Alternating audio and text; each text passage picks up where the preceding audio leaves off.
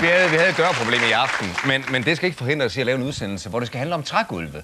Fordi trægulve, det er ikke bare trægulve. Se lige sådan en mave der, den er ikke til at stå for. Maven, eller Mie, som maven tilhører, skal nedkomme om små 2 måneder. Her nu skal vi have fat i en barnevogn, og vi har fået lov at komme med på indkøb. Og så er der noget, vi har gået og undret os over en hel del. Prøv lige at se den her pakke her. Ved du, hvordan man laver gær? Nej. Nej? Har du ikke et bud? Nej. Det skal du ikke være ked af. Ja, aner det heller ikke, du. Og det og meget mere, det skal vi jo gerne gå ind og blive kloge på i løbet af udsendelsen. Og så er der quizzen. Og du har lysten for at deltage i en sådan, så kan du være med i kampen om de 25.000 skattefri kroner. Men kun, hvis dit telefonantal beløber sig til 10. Rigtig hjertelig velkommen til Rene Ord for Pengene.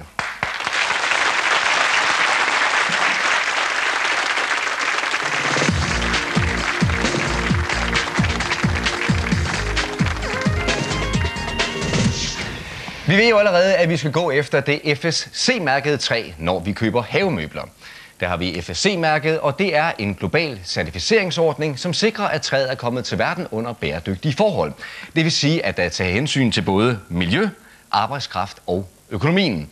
Men det er altså ikke kun havemøbler, der kan have det grønne mærke. Eksempelvis er mange af de træprodukter, IKEA de sælger her i Danmark, fremstillet af FSC-mærket træ. Ja, det er godt med de jævla svenske blærerøv, ikke? Fordi er der nogen, der er med på den grønne bølge, så er det jo ikke svenskerne. Så er det jo vi danskere. Henrik! Er du nu helt sikker på det? Ved du, hvor stor en del af de danske skove, der er FSC-godkendte? Jeg kan godt huske det, som barn legede i skoven for at finde træ til mine køkkener. Vi har opfundet det mobile samtalekøkken, som man kan flytte rundt med og sætte op, hvor man vil.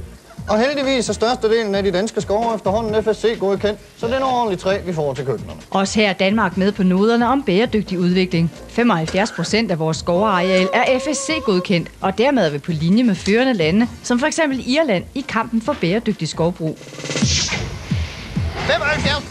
gode køkkener, FSC-køkkener. No, Molchump. You're wrong. It's only 35%. Englænderen har ret. Det er kun godt en tredjedel, ligesom for eksempel England og Sverige. Men vores køkkenmand har fået en ny legekammerat. Nej, det er faktisk kun en 1000-del. Danmark er bagud i den globale FSC-ordning. Kun ca. 400 hektar, ca. 1 promille af det danske skovareal er FSC-godkendt. 1000! Hvem skjuler, kom her!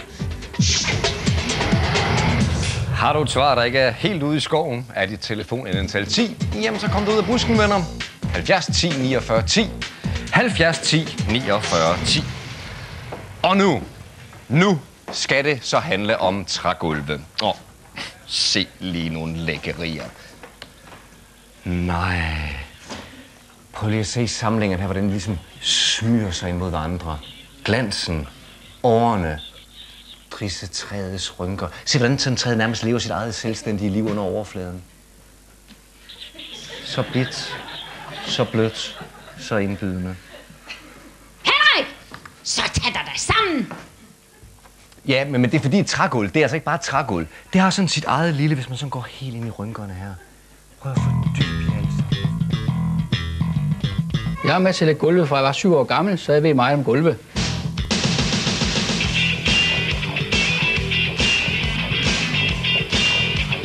Der findes 3 typer trægulve. De kunstige, lamelparket og de massive trægulve. Det er kunststofgulv som laminat, som er opbygget på en spånkerne med en kunststofoverflade, som ligner egetræ. Fordelen ved den type gulve er, at de er meget nemmere at vedligeholde. Der bliver ingen ridser og hakker i dem, samt farvestoffer kan ikke trække ind i dem. Prisen er meget billig, så alle har råd til at bruge dem. Ulempen ved dem er, at de lyder meget hule, når man går på dem, samt der er ikke charme i den slags gulve, da det ikke er massivt trægulve. Folk de tager lysten til gulvet. Det er et andet type træ. Det er lamelparket, som er opbygget på en 10 mm bund med 4 mm top. Her i det her tilfælde er det et askeparket, som er lakeret. Det gør fordel ved, at det er et levende materiale, man synes, det er mere ægte vare at kigge på, samt at man kan reparere det ved at fræse lameller ud og renovere det ved en gulvstibning igen. Her står med den sidste type, det er massiv trægulv, som kan fås eg, bøg og ask. og her er bøg. Fordelen ved den type træ er, at det arbejder ensartet, da det er massivt trægulv og et stykke træ. Og det er charmen ved det, at det bliver revnet mellem brædderne på den måde, man kan se, at det er et stykke træ, der arbejder. Bagdelen er, at prisen er meget dyr på den type træ, og holder mange mennesker væk fra at købe det. Vælger du sådan et laminatgulv, er det vigtigt, at det kan tåle vand. Og det sikrer du dig ved at gå efter et gulv med en såkaldt MDF-kerne. Er du mere til de to andre trætyper her, vi har lamelparketten her og det massive træ her, så skal du få forhandleren til at garantere dig, at træets fugtighed ligger på en 7-8%. Holder træet ikke denne fugtighed, så risikerer du, at det slår revner. Så fik vi det på plads. Nu skal vi have fundet ud af, hvilke gulve, der passer til hvilke rum. Nu er vi kommet ind i Bryggers, der er valgt laminatgulv med et kunststofoverflade, hvor 100 børn og katte springer rundt og vil lave ridser i normalgulvtyper. Det her er jo kunststofoverflade. Der sker ingenting. Her kan man ikke lave ridser og hakker ved normal brug. Men der er kun fejning, støvsugning og hårdt op ad en klud, så er gulvet som nyt igen. Udover det er det opbygget på MDF-kern. Det vil sige, at det ikke svulmer op ved vandpåvirkelse. Herudover er det kliksystem, så det er meget nemmere at lægge. Så det. Sådan.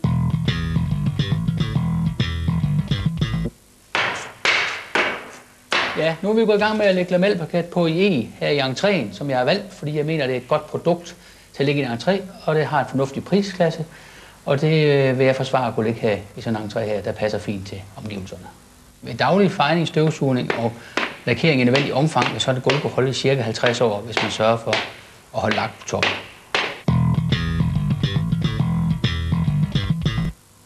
Nu er vi kommet ind i den pæne stue. Her har vi valgt en egetræsstav. Virkelig massiv gulv i 16 mm tykkelse. Det er det bedste af det bedste. Det lægger man ned på den her måde, ved at lægge en række ud helt lige og skubber dem sammen, så man får en helt ensartet linje. Det duer bare. Det er kvalitet. Så er gulvet færdigt, og vi lukker for i dag. Hey, Klikal, stop. Han gik nu? Jamen, vi mangler stadigvæk at få svar på det allermest af alle relevante spørgsmål omkring trægulv overhovedet. Hvilket gulv egner sig bedst til step? Nej, han tog blot skoene på og begyndte at slippe bøl. Han slippe bøl hele natten lang. Step, det er vejen frem, hvis man ikke kan beslutte sig. Og tag I bare dig med ned i gulvbutikken. Eller måske bare hendes CD. Og så skal I steppe jer frem til jeres favoritgulv. Du kan genopfriske alle de relevante gulvtips på Tekst TV og vores hjemmeside efter udsendelsen. Her nu. Kan I ikke lide trægulv? Jamen, så skal vi i næste uge, der er nemlig gulvtæpper, vi er under lupen. Og så er det her nu, vi kan afsløre, at hele 34% af de svenske skove, der kan smykke sig med det miljø- og politisk korrekte FSC-mærke. Af de danske skove, der er det hele 1 promille, der er FSC-godkendt. 1 promille.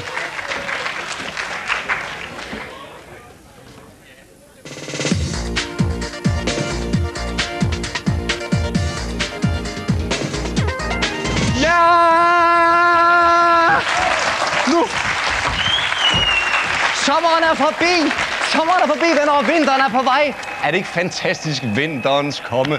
Fyringssæsonen, den har masser af fordele. Hjemme hos os, der sparer vi for eksempel så meget på varmen, at vi bliver tvunget til at gå tidligt i seng. Sundhedsstyrelsen ved, hvilket af de følgende stoffer, der er godt at tage i forbindelse med en graviditet. Men hvad med dig? Ja, men du sidder også bare der. Syltede agurker. Ja. Nogle syltede agurker er det. Syltede agurker og andre ting, der er syltet eller konserveret med eddike, indeholder eddikesyre, og det gavner især udviklingen af det ufødte barns fordøjelsessystem. Erling!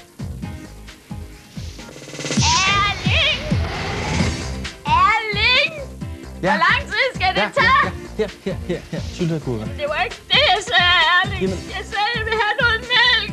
Mælk og andre mælkeprodukter indeholder smørsyre.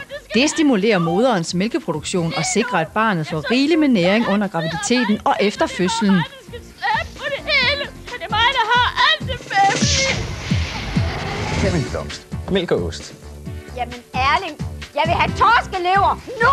Torskelever indeholder folinsyre, og det er gavnligt for fosteret, fordi stoffet bruges i forbindelse med celledeling. Tilstrækkeligt med folinsyre Vandet, Erling. Hjælper med at forebygge for eksempel rygmarvsbrok. Det er vand. Langt mere end 1000 forsøgte sig, men det var kun 367, der klarede sig igennem aftens første quiz, og det er jer, der igen skal til telefonen. Er der en begivenhed, der kan sende de fleste af os ud i et voldsomt følelseskaos, så er det den allerførste gang, man skal være forældre. Vi snakker glæde og usikkerheden, spændingen, omvæltningen, forventningen. Og så er der selvfølgelig lige alt det praktisk.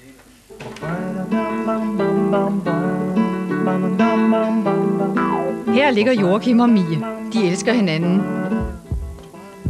Og det er der foreløbig kommet det her ud af. Det bliver vildt fedt, og det bliver noget fuldstændig anderledes. Mie er gravid i 7. måned. Hun venter parrets første barn. Vi kendte hinanden i 2 år, ikke? Altså, der er der mange, der har kendt hinanden meget længere, før de får børn. Altså, det har været meget naturligt, at det blev nu. Både Joachim og Mia er studerende, så lige nu har de fremlejet deres lejlighed ud og bor i kolonihavehus. Der er natur omkring en, og det er børnevenligt. Ja. Men et barn kræver mere end kærlighed og kolonihavehus. Kæft, hvor er der mange. Her har vi en kombivogn, og her har vi en rigtig barnevogn. Den store forskel er, at man egentlig har 2 i 1 med en kombivogn.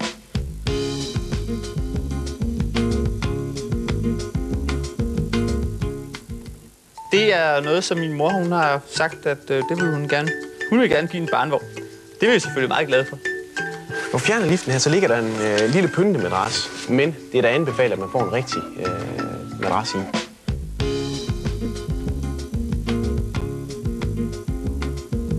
Det er en Anders Sand barnevogn, det der. Nej, Jo, den er klassisk. den er grim. Den er storartet.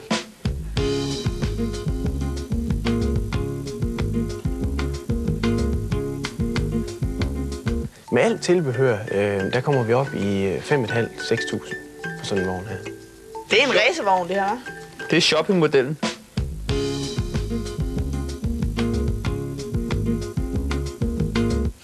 Vi har valgt den her. Grunden til, at vi valgte en kombivogn frem for en barnevogn, var, at barnevognens store fordel er de store liggemål. Dem har vi ikke brug for, fordi vi kan få Mies brors barnevogn om cirka et år. Så synes vi, at der var flest fordele i at have en klapvogn med i købet samtidig. Den her er også vandafvisende, og det var en nødvendighed. Sød musik og idyl i kolonihaven. Bare vent, venner. Hvad kræver familieforøgelsen af ekstraudstyr? Hvad koster det? Og hvad skal man gå efter? I løbet af det næste halve år stikker vi med jævne mellemrum snuden indenfor hos Mie og Joachim, og ikke mindst den lille ny. Skulle der være nogle enkelte, der føler sig inspireret, så er der ingen idé i at indtage hverken smør eller eddikesyre i forbindelse med tilvejebringelsen af et barn. Det rigtige quizsvar, det er nemlig nummer 3.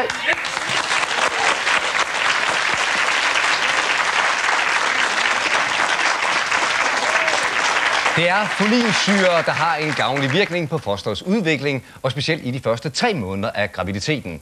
Men kom bare i gang allerede nu, piger, hvis I er i, skal vi kalde det, planlægningsfasen. Så er folinniveauet nemlig allerede oppe og ringe fra starten, når du kommer i lykkelige omstændigheder. Du finder folinsyre i pilleform i håndkøb på apoteket.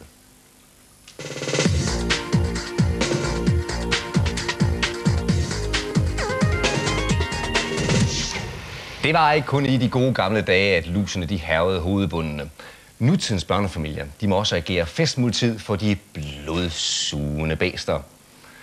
Og bæsterne har netop taget hul på deres højsæson. Hvordan du slipper af med krybet, det vender vi tilbage til.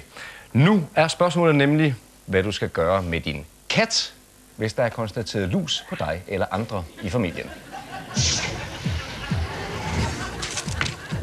Lad bare katten lege i fred, selvom der er konstateret lus i familien. Den type lus, der lever på mennesker, kan nemlig slet ikke leve på dyr. Der er ingen vej udenom. Katten skal gennem samme tur som jer, enten med tættekam eller luseshampoo. Katte har jo også hår. Kom, pjuske, pjuske, pjuske. Der er ikke noget at sige til, katten er stukket af efter den tur i bælgen. Men du er nødt til at fange den. Den skal nemlig en tur til dyrlæge, hvor den kan få en særlig kur mod jeres hovedlus. Mis. Så skal der igen quizzes, misteds and misses. Det er højsæson for lus. I øjeblikket gør de her små seksbenede blødsugere livet surt for mange. Og trods generationers ihærdige brug af luseshampoo og tættekam, så trives parasitten i bedste velgående. Maj var der heller ikke i tvivl, da hun havde lus. Det var fordi det kløede.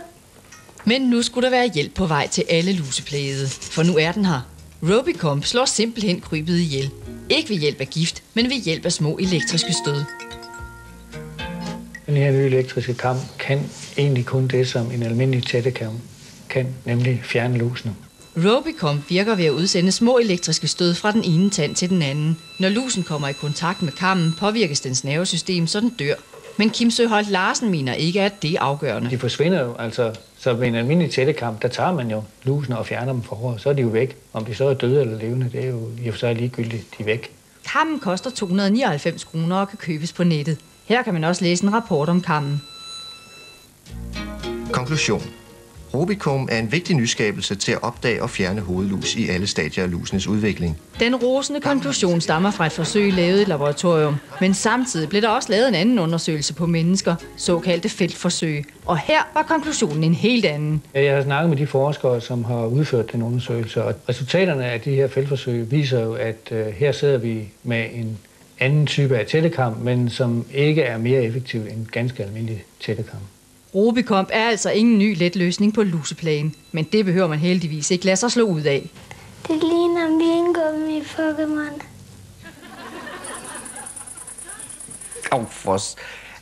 Den er altså for sjov, den her. En ting, det er den elektriske brødkniv og den elektriske tandcremesudpresser.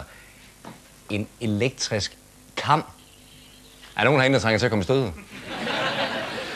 Hvorom alting er, en almindelig lusekam, den er mindst lige så effektiv som sådan en som den her. Men Birte, kam, det er jo ikke nok. Der skal også andre på boller på suppen, når ungerne kommer slæbende med lus til huset i den her tid. Ja, det skal der. Ja. Der skal en luseshampoo til. Og en luseshampoo, der skal bruges korrekt. Det vil sige, at man skal følge brugsanvisningen. Og så skal kammen til lusekammen, som er et vigtigt middel i forhold til at bekæmpe lusene også. Men først er det shampoo. Hvordan bruger man den shampoo korrekt? Jamen, det vil jeg vise her på Katrine. Må jeg stille den her, Katrine? Sådan. Fordi det er nemlig vigtigt. Håret er gjort vådt her. Ja. Og så har jeg tørret men ikke helt tørret? Ja, så har jeg tørret det en lille smule, fordi det er vigtigt, at det ikke bliver alt for vådt. Så bliver shampooen ikke koncentreret nok. Og så har jeg lavet løftet håret op her for bedre at kunne se. Og så laver jeg simpelthen nogle skilninger ned her og putter lidt shampoo ned i. Det er altså ikke nok bare at fyre det i frisyrerne med drivvådt og 3 sekunder og så ud igen? Overhovedet ikke. Det er simpelthen vigtigt at bruge shampoo og putte den direkte ned i hovedbunden. Det er dernede lusen er, det er dernede æggene er. Meget omstændigt, men der er ikke nogen vej udenom? Der er simpelthen ingen vej udenom. Og så er det egentlig vigtigt at være meget påpasselig her, specielt bag ved ørerne. Og så i nakken, det er der, at luseæggene sidder, og lusene godt kan lide at lægge æg. Okay. Hvor længe skal det sidde i håret, sådan noget shampoo der? Jamen, det skal faktisk sidde op til 20 minutter. Men det passer også meget godt, fordi det er den tid, det tager for at putte shampoo i hele håret, når man skal gå det så systematisk igennem, som jeg gør her. Og der er ikke nogen vej udenom? Det er skilning på skilning på skilning? Det er man simpelthen nødt til, og de ligger tæt ved siden af hinanden. Det skummer ikke specielt meget, synes jeg. Men nej, det gør det faktisk ikke, fordi at, det er ikke en shampoo, ligesom en almindelig shampoo, som man bruger, som skummer op. Det her, det skummer ikke på samme måde, nej. Når shampooen den har virket, hvad gør vi så, Birte? Ja, og vi har skyllet den ud også, jo. Ja. Shampooen har virket, og vi har skyllet den ud. Ja. Så har vi snydt lidt i forvejen med Sofie-pigen herovre. Ja, det har vi nemlig. Hun har fået den skyllet ud, og nu har jeg sat håret op her på samme måde, fordi nu skal jeg så til at kæmme. Og det foregår på nøjagtig samme måde. Igen at jeg laver skilninger ned, og så tager jeg fat herinde ved hovedbunden og rejer ud til spidsen af hårene. Og så får jeg æggene med helt inden fra bunden. Måske dem alle sammen, måske gør jeg ikke. De er svære af, de sidder nemlig godt kittet fast i hovedbunden. Jamen, vi snakker vi en 3-4 døgn per barn, eller hvad? Jeg synes, det er en omstændig proces, du har kastet. Ja, men det er også en omstændig proces. Det tager faktisk lang tid. Når man laver alle de her skilninger, så tager det faktisk op til 20 minutter. Og derfor så er det en god idé at starte her i den her side og gå hele vejen rundt her, sådan så man får bag ved ørerne med og nakken med. Og så til sidst tager det herop, fordi så får det lov at virke længst tid hernede i hovedbunden. Og det er vigtigt. En halv time, og det er bare med den kæmning, eller hvad hedder det, du er i gang med nu? Ja. Sofie, synes du, det er spændende? Sofie sagde sådan umiddelbart, som hun er ved at gå til ekstase. Ja. Hvad kan man gøre for at få unger? Det der, nu er hun jo i fjernsynet, men altså normalt dem, der vil de jo slå og sparke og kratte og jeg vil udmor. Ja, det men det er fuldstændig Hvordan holder rigtigt. vi dem til kampen, om jeg så må sige? Ja, altså man må sørge for, at alle har det godt, havde jeg sagt. Både den, der skal behandle, men også den, der skal behandles. Så det vil sige, have lidt underholdning. Hygge sig med hinanden. Ja, for eksempel, eller en bog, eller man kunne snakke sammen, hygge sig sammen. Måske gemme lørdagslikken til om søndagen? Det kunne man også, ja.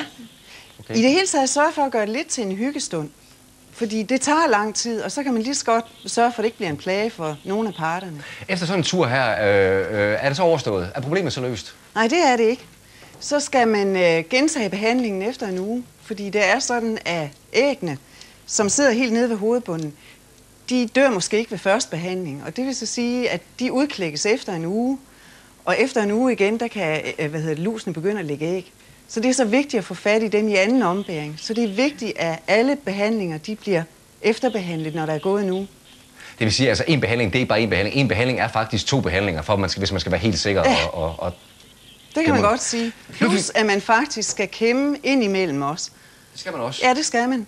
Fordi det er sådan, at der kan faktisk godt sidde levende lus i håret, efter man har behandlet med shampooen, som jeg viste herovre. Ja. Det er ikke sådan, at de dør lige umiddelbart efter. De kan godt være levende et par timer efter. Okay. Og der er det en af mine erfaringer, det er faktisk meget vigtigt, at man ikke vasker deres hår i en almindelig shampoo bagefter, men lader shampooen skylles ud og tørre, og så kan man vaske dem i almindelig shampoo dagen efter. Shampoo og kæmning og gange 2, og så skulle det være ud af håret. Men hvad så med resten af hjemmet? Jamen alle skal behandles. Alle, som har lus, skal behandles. Og så i det hele taget i forhold til rengøring, hvis det er det, du tænker på. Jeg tænker på, at hvis vi har fået ud af menneskene, så man har hørt noget om det, hvis det sidder i suttekluden, hyggebamsen, styrthjelmen, hvad har vi? Ja, det er simpelthen vigtigt ikke at gå i panik. Altså, der er ingen grund til at gøre hovedrengøring de næste 2 dage, eller for den sags skyld forlade hjemmet i 2 dage.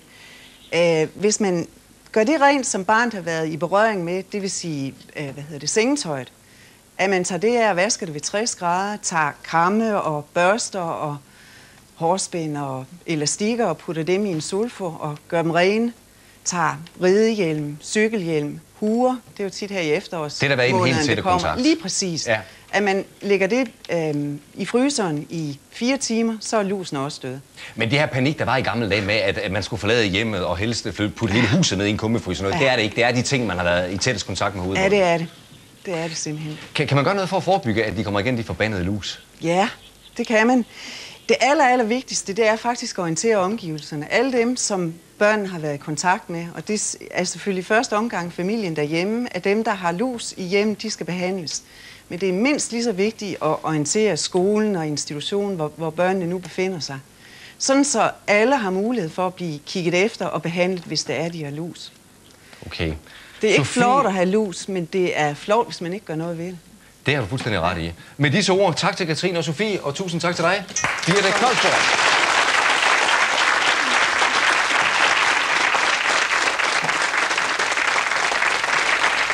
Katten og dine andre dyr behøver ikke at lægge hovedet til hverken luseshampoo eller kamp for den sags skyld. De lus, der lever på mennesker, ja, de kan ikke leve på dyr. Så det rigtige quizsvar, det er nummer 1.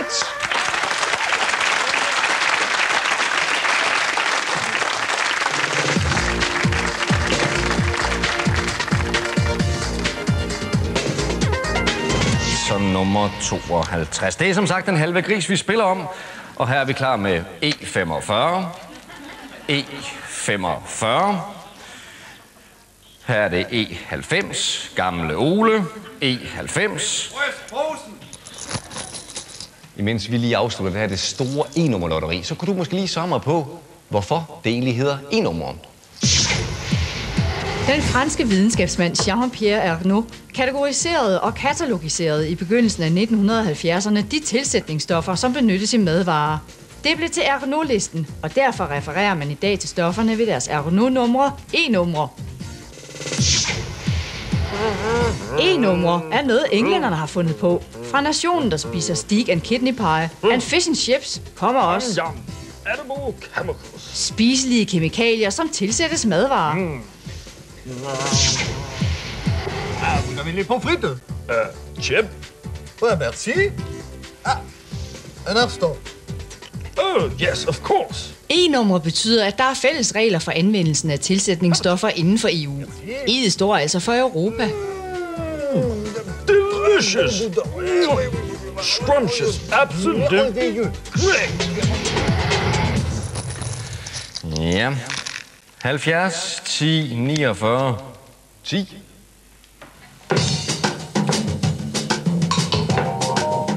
Hvor mange jordbær er der i et glas jordbærmarmelade?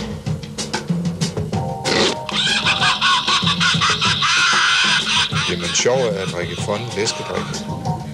Giver livet mening? Hvorfor er der altid for lidt ost på frosne pizza? Hvad er gær? Vi ved jo ingenting. Vi vil have noget at vide. Hvordan laver man det? Og hvorfor er det så billigt? Dagens emne er gær. Se med her.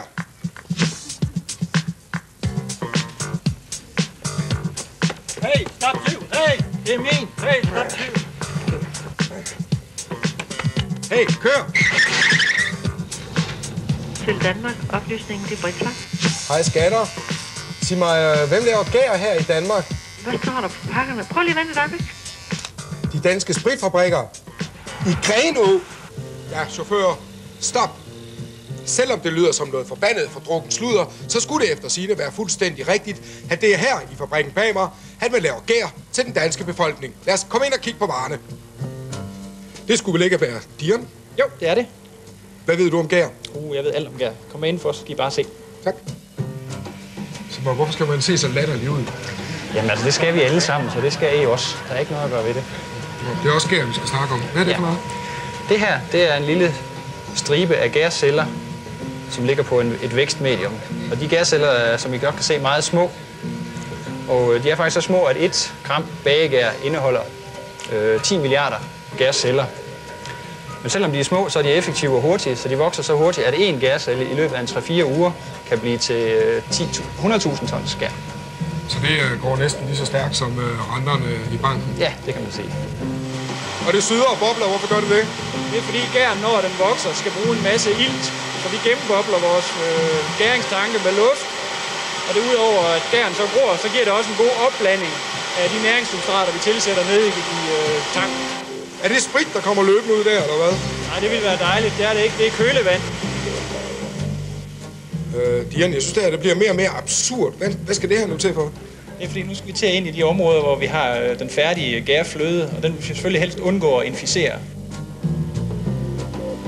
Efter gæren er vokset færdig, så skiller vi den vandfase fra over en centrifuge, der minder om en mælkecentrifuge. Og så laver vi et produkt, som vi kalder for gærfløde, og det ligner i princippet piskefløde. Og det er så det, vi har i de tanke her, hvor den så står afkølet, klar til brug. Nu har vi set gærfløde, og nu står I den onde lyne og centrifugerer fløden. Hvornår får vi gærpakkerne at se? Ja, gærpakkerne får du se lige om lidt. Altså gærfløden får vi efter centrifugen. Det, der foregår her, det er, at vi filtrerer de sidste få procent vand ud af gærcellerne, så de bliver til den faste pakkegær, I kender.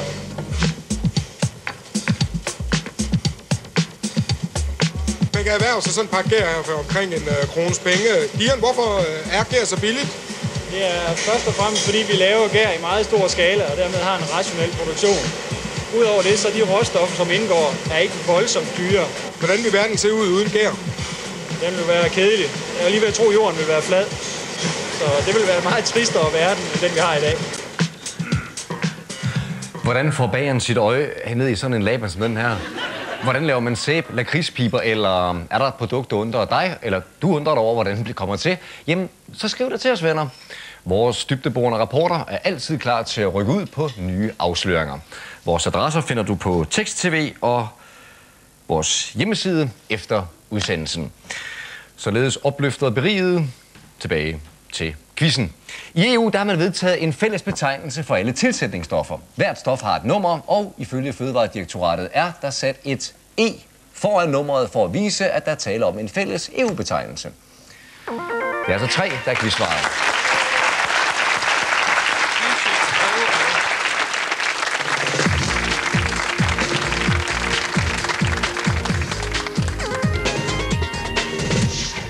Og så er vi fremme ved denne uges bevingede seerspørgsmål.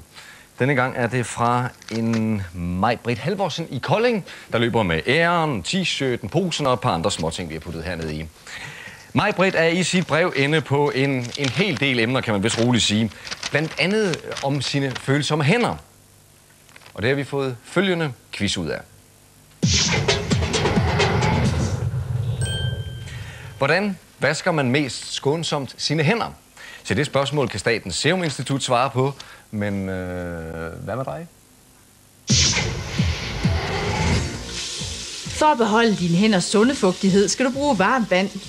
Varmt vand blødgør huden, så vandet har nemmere ved at trænge ind. Det giver en sundere og mere elastisk hud. Nej, du skal bruge koldt vand. Det affedter dine hænder mindre end varmt vand, og så tørrer huden ikke ind. På den måde bevarer dine hænder deres naturlige fugtighed. Vandets temperatur har ingen betydning. Bare du sørger for at lufttørre dine hænder. Våd hud er nemlig meget sart, og derfor anbefales det, at man ikke bruger håndklæde til at tørre sig. Så skal det gå hurtigt. Det er aftenens sidste quiz. Første mølle med det rigtige svar løber med 25.000 skattefrie danske kroner. Ja, man bliver helt tørstig at tænke på alle de penge. Tænk sig, sådan en omgang forfriskende, livgivende vand her. Det koster faktisk ikke mere end 3-4 øre literen. Altså, det koster egentlig kun 1 øre literen cirka, men så er der jo diverse afgifter, I ved, og så løber det op til 3-4 øre, alt afhængig af efter, hvor man bor hen i Danmark. Men det der med 3-4 øre literen for vand, det er kun, hvis man tapper det derhjemme. Vi skyller alle mange gange i løbet af en dag, og også halsen skal skylles. Men efter at denne mand for nyligt skyllede denne her, turde han næsten ikke skylde det her. Og det hele skyldes denne mand. Forvirret, så se med her. Jeg og min familie besluttede, at vi skulle ud og spise på restauration. Og der havde vi så bestemt, at det skulle være Mongolian barbecue. Valget faldt på en spis alt hvad du kan buffet. Derudover blev købt et par drinks, lidt rødvin, sodavand og øl. Maden derinde, noget af i hvert fald, er rimelig stærk. Så havde vi så også gået hen og så bestilt noget vand. Det slukker tørsten bedre end dagene. Den første liter vand, som vi bestilte, der var gratis, fordi vi havde bestilt rødvin. Men derudover havde vi så bestilt 2 liter vand mere, og dem skulle vi så betale for. Og dem skulle vi give 35 kroner per liter. Der stejlede jeg altså godt nok. Det synes jeg, det var tyveri. Restauratør Lam Tan Vo mener dog ikke, han har gjort noget forkert. Og det har han faktisk heller ikke. Der findes nemlig ingen regler for, hvor meget postevand må koste. Jeg kan ikke sætte en flaske vin til en hele familien. Og så drikker jeg en masse vand. Og kan vand og så uden betale noget. Det kan jeg ikke gøre. Regler eller ej, det rykker ikke ved Kjeld Thomsens forarvelse. Min kone, hun spurgte ham så efter, fordi vi har været på toilettet alle 5. Og det skulle ud med 5 liter hver gang af 35 kroner. Det vil sige, om vi skulle give 175 kroner per person, for at vi har været på toilettet. Nej, det sagde han så godt nok. Det skulle vi ikke. Men man vidste jo aldrig, når vandet ellers koster 35 kroner. Men det er en fantastisk udsøgt buket, har det vand, og det kan man ikke komme ud om. Og så skal vi tilbage til denne uges vinder af vores serquiz. Hun hedder Maj-Britt Halvorsen og kommer fra Kolding, og hun har en pose på vej til sig osv. Jeg skal også lige sige, hvis du går med et spørgsmål, du synes, vi skal tage op her i udsendelsen, så har du også mulighed for at få en ren ord t-shirt. Og kære Maj-Britt, for nu at komme tilbage til sagens kerne, vandet. Bruger du koldt vand, når du vasker dine hænder, så opnår du faktisk en lige så effektiv håndvask, som du gør med varmt vand. Og Maj-Britt, så er det kolde vand, det er billigere, det er mere miljørigtigt, og så er det oven i købet langt mere skånsomt for de små hænder. 2 er plussvar.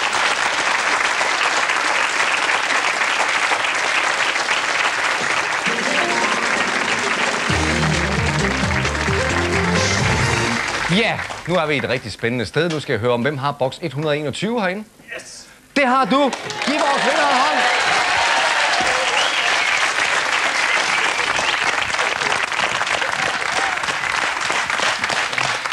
Hvad hedder du? Det er Tom. Tom? Ja. Tom, der er sådan lidt grøntsager til dig. Tak skal du have. Er der fruentimer, der bliver glad for dem, tror du? Ja, det tror jeg. Ja. Helt bestemt. Tom, 25.000. Ja. De er skattefrie. Nu må du ikke begynde at kysse på mig, men hvad synes du om dem? Jo, jeg synes, det er dejligt. Har du noget? Er de øremærket penge allerede? Nej, det tror jeg simpelthen ikke specielt. Har du haft en god sommer? Det har jeg. Ja, hvad har I lavet? Vi har været rundt i danske land. Ja, og var I heldige at ramme nogle af de uger, hvor det var godt i år? Ja, sådan noget af det er. Så kunne det måske være en rejse sådan til efteråret, lidt sydpå for at lappe lidt på de få dage, hvor det ikke var godt? Eller en skiferie måske. Ja. Har du et godt spørgsmål, du synes, vi skulle stille her, apropos ugens seriequiz, vi lige er kommet igennem? Nej. Du har ikke, de har været ret gode, du er dem i aften, synes jeg. Du er Tom, ham, Pia, hold jer til ham, han ved alt. Der er ikke det, han ikke ved om forbrug. Hvordan er I kommet hertil? Jeg ved, I er fra et firma, alle jer, der er her i aften. Ja, jeg er kørende sammen med nogle kolleger. Nå, så var du heldig, så slipper du for at give dem gang pilsner i bussen. Ja, det tror jeg. Okay. En hånd til vores vinder, Tom. Klønker pengene.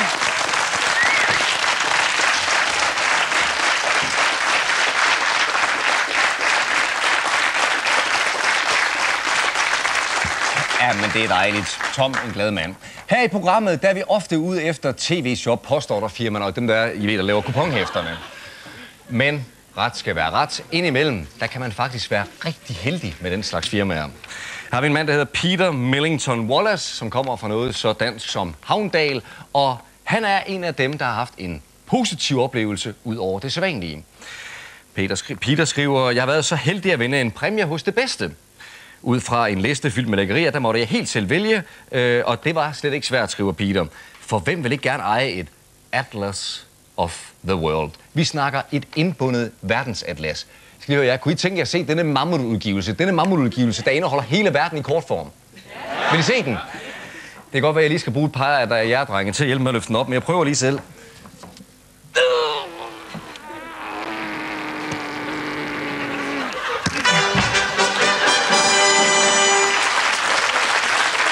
Og så med guldtryk på, ikke sandt? Og jamen altså, I drømmer ikke om, hvilket overblik man har over hele verden. Og der er noget om den der med, at verden den er lille, det må man sige. Atlas of the World, venner. Til vi ses igen. Kan du holde dig munter? Hej.